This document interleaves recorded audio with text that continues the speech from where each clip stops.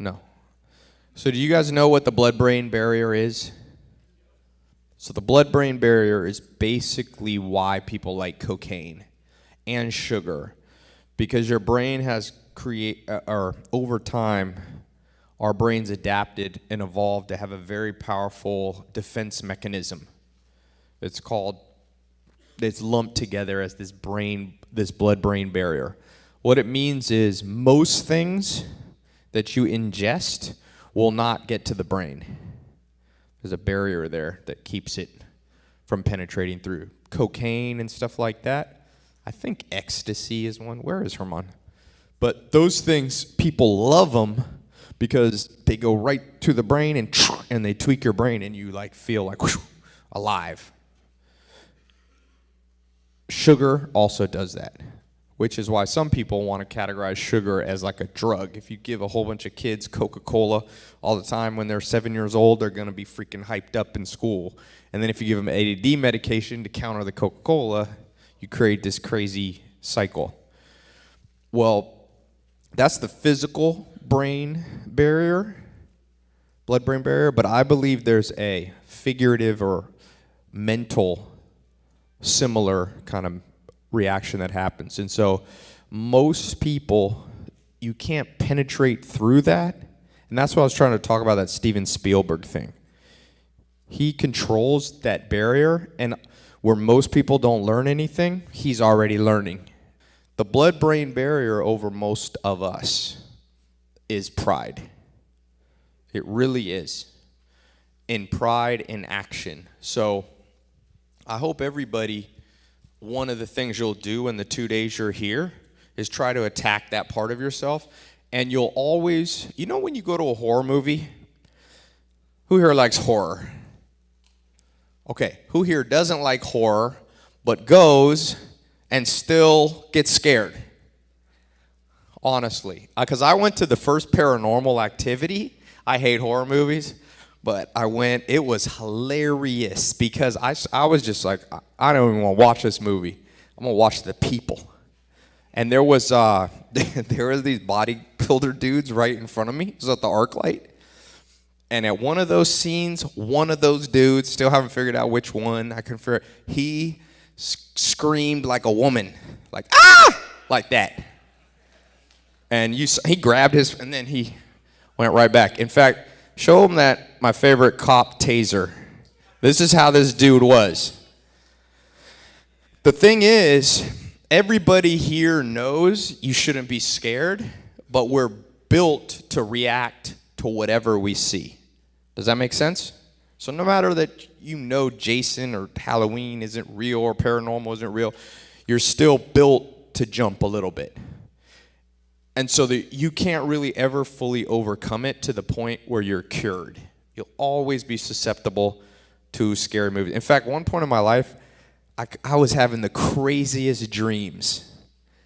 I'm talking just waking up and being like, what the hell kind of dream? You know when you don't sleep at all, but you were asleep for 8 hours, but you do not feel rested? I just woke up all traumatized. And I realized I was reading all these Stephen King novels. Do not read that before you go to bed. I cut that out, and right away the dreams went away. But that is the brain natural inclination, to believe what you read, to believe what you see. In the same way, as I said here, kind of close up tonight, one of the goals, if you want to walk away an investor, is to find one area where you're proud and then cut it away. And you cut it away simply. It can be a simple action. I always say, whoever reads the most in the room, or reads the least in the room, to me, I always start, that's the most proud guy. That's my simple little metric. If Warren Buffett says, look, dude, to stay at the top of my game, I've just found I gotta read 8 hours a day. I gotta read 800 pages or else I will fall behind for my investors. What does that mean about all of us? So if Warren Buffett walks down this hall right here, and he comes sits here, and he's got the most money of all of us combined, You guys remember the Bible verse? I don't know if anybody here is religious, but it says, the meek will inherit the earth. You ever heard that? Anybody? The Beatitudes. Do you remember as a little kid being like, that ain't right? And you ever heard adults be like, that's not true, that's not really. No, that was right. It's the meek that inherit the earth. Bill Gates starts at 13, 12, 13. He's a freaking prodigy. He's a genius. He knows he's smarter than almost any person he meets. He identifies what's working in computers, what's not. He then goes, ooh, over there's a dude. He makes a phone call. He's so young, he changes his voice like, yo, so the guy takes him seriously. He's like, I'll send you 50 grand. And the guy goes, okay, I'll sell it to you for 50 grand. And Bill Gates just buys DOS for $50,000. So many adults could have seen it, but I guarantee there was a lot of cocky entrepreneurs being like, no, I'll build it myself. Bill Gates was like, any means necessary to accomplish the end game goal, even because a lot of people say, oh, Bill Gates didn't even make DOS. No shit. He was humble enough to know no one's smart enough to know everything. So he just buys it from somebody else, says, I don't care if for the next 40 years everybody says I bought it, because for 17 of those years straight, I'll be the richest man in the world.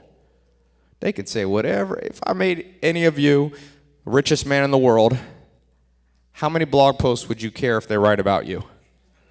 At the end of the day, Bill Gates, maybe he took the more humble path. He brought his way into it.